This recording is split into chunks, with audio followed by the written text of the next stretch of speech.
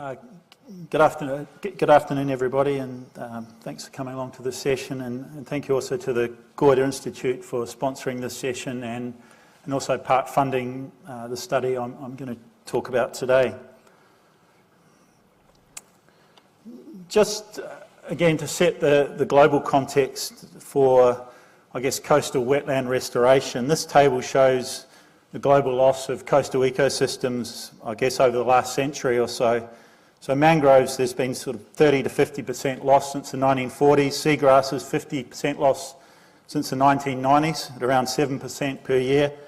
And then salt marshes, 25% loss since the 1800s. So this loss is really concerning, and there's multiple reasons for it around the world. Common ones include conversion to aquaculture, draining for agriculture, industrial use, dredging, I guess eutrophication and destruction via those chemical, biological means, urban development, and then more recently, I guess, as sea level rise, conversion of these systems to more open water and loss of those fringing ecosystems.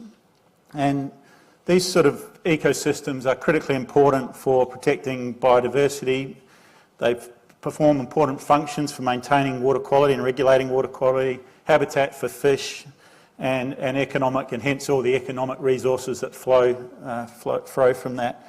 And in the carbon space, as Wade mentioned, that there's very large amounts of carbon that is stored in these soils. So just destroying or draining these environments also has big implications for the global carbon cycle. And a reasonably recent study has estimated that there's around 450 million tonnes of CO2 per year is lost through degradation of these environments, and that's equivalent to the annual fossil fuel emissions of the UK, which is about, I think they're the 9th highest country in the world in terms of their emissions, so they're very significant. And so given, I guess, the past destruction of these environments and future predictions with increasing sea levels, there needs to be increasing focus on preservation and restoration. So unfortunately, we're not innocent in South Australia, and we've got a lot of degraded coastal environments. Recently, for a student, we were trying to find a site, more of a pristine site, where we could do set up some transits. We had to travel over an hour north of Adelaide to find anything that resembled something that was nice and pristine. And ironically, that was where the army was testing bombs out into the Gulf, but they'd protected the area in a sense. And it's similar a bit for the salt field. It's been quite protected from human activity, so the birds are actually really good in this area, but you can see some of the mangrove salt marsh environment has been lost through this region. So this operation was established in the 1930s, and it's now, I guess, in a bit of a state of flux where the commercial salt production has ceased and the land is now being transitioned to new land uses. So you can see Adelaide in the background. We're over here somewhere, so you're just north of, I guess, Dry Creek, and when you're coming onto that expressway, you'll start to see all these salt fields. So one option, while this is still an active salt mine, the government owns around half of the underlying land, so one option we're trialling for the government-owned land is restoration of tidal action into these areas. So that provides some great opportunities, given it's quite a large area close to the city, around 4,000 hectares, but also large challenges. So some of those challenges that we're facing in this particular area are, we've got hypersaline water, 2 to 3 times seawater salinity, very hypersaline soils and salt crystals. We've got a sensitive marine reserves and dolphin sanctuaries, so we've got a need to manage discharges. We've got a lot of acid sulphate soils in this region, and these monosulfidic black oozes, these really anoxic black sediments. You can see someone walking there and stirring all those up that deoxygenate water. We also have got a lot of engineering challenges. It's the upper end of the tidal range, so we had to do a lot of hydrodynamic modelling and engineering design to make sure that we really got, I guess, we're able to get the tide up into these areas again. And also a lot of construction challenges, so there was elevated head of saline water in the salt field. They were maintaining these ponds, so we had to construct in that sort of environment while it was still an operational salt field. And then to manage all the administrative and regulatory approvals. I think I counted up all the approvals. It was I think the only one we didn't need was the River Murray Act in terms of the environmental legislation in South Australia. So it was fairly ironic for a restoration project. You still have to do a large amount of approvals. And I guess our concept that we were trying to, I guess, put forward and promote with this was that we could provide a cost-effective long-term management option. So we were undertaking a trial, which I'll show you some example results from in a minute, but as a long-term management option for government-owned land at the salt field, we were trying to provide that option and promote a less hazardous, so a less hypersaline, less anoxic, or that sulphitic black ooze environment, and then to try and bring back the natural ecosystems, so natural marine ecosystems and salt marsh and mangrove habitat, and then the flow-on benefits obviously to birds and other components of the ecosystem. So in June, July last year, we installed a series of large tidal gates. These are the gates shown here. There's 4 of them. There's about 1.2 metre diameter pipes going through this bank here and aligning into this tidal creek that you can just see at high tide. So this was before the trial started, and you can see the water just banking up on the edge of that bank there. So we're really trying to reconnect that tidal creek into the salt pond system.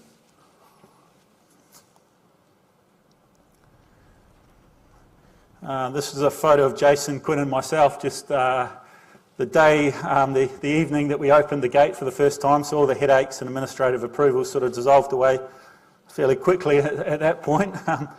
And I'll just show you a short video Jason took with a drone recently for, just give you, if I go back, I've just got to work out how to play this video. So that's showing you the pond in the background there. It's draining off a high tide an hour or two before, and you can see the water flowing out through the tidal gate. So we've so high tide, it's basically flowing in reverse up through that system and spreading out on those tidal flats. You can see all those old dead mangroves that were destroyed when the salt field drained and reclaimed this land.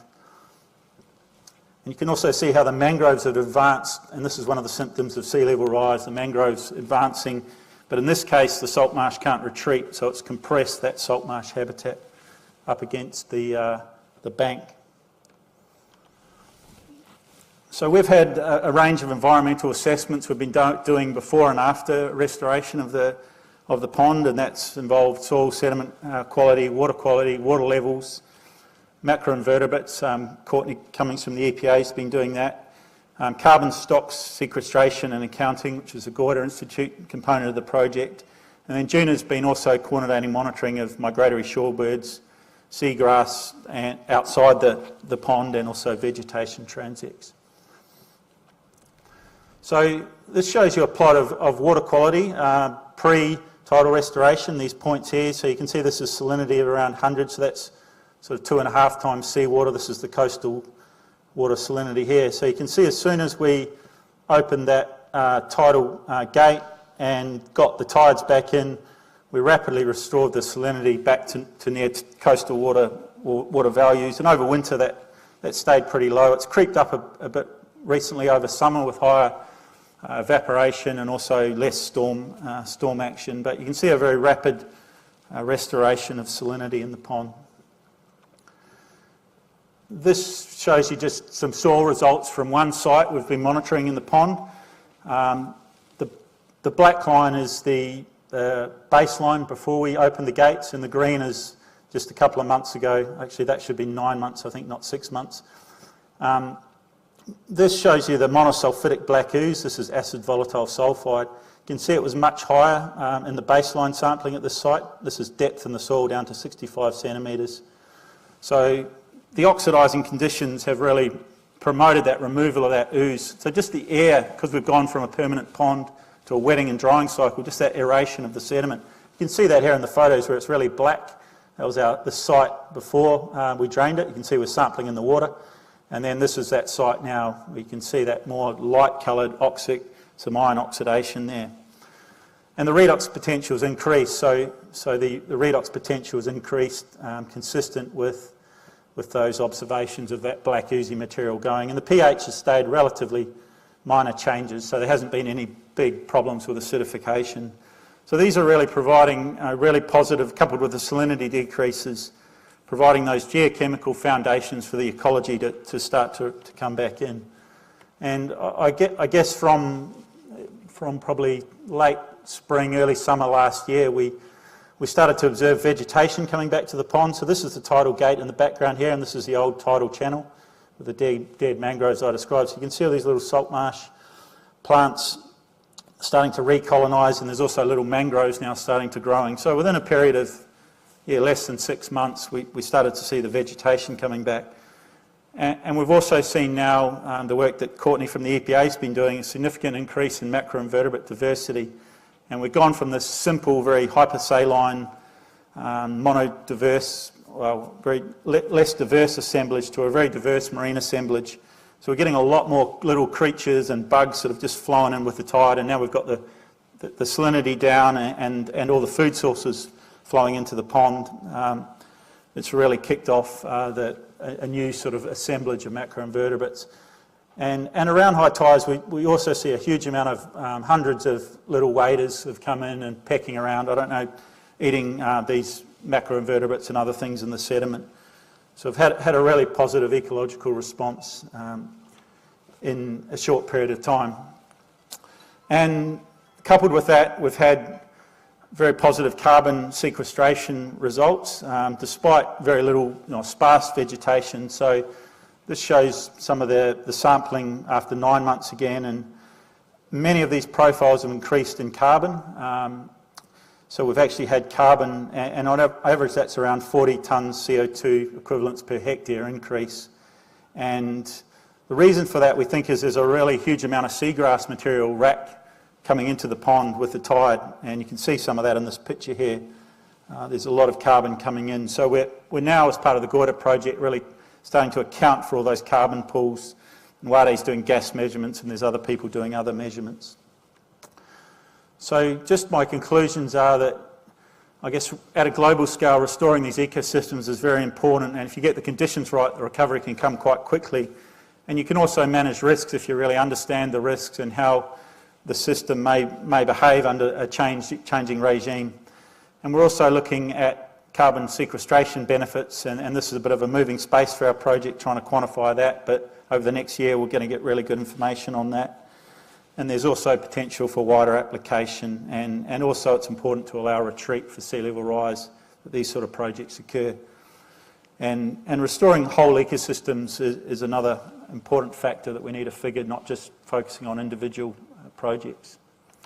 And I'd just like to acknowledge Juno, the NRM board, BirdLife Australia, EPA, Buckland Dry Creek, who are the saltfield owner, and the Goyder Institute for funding all the carbon sequestration components. Thank you.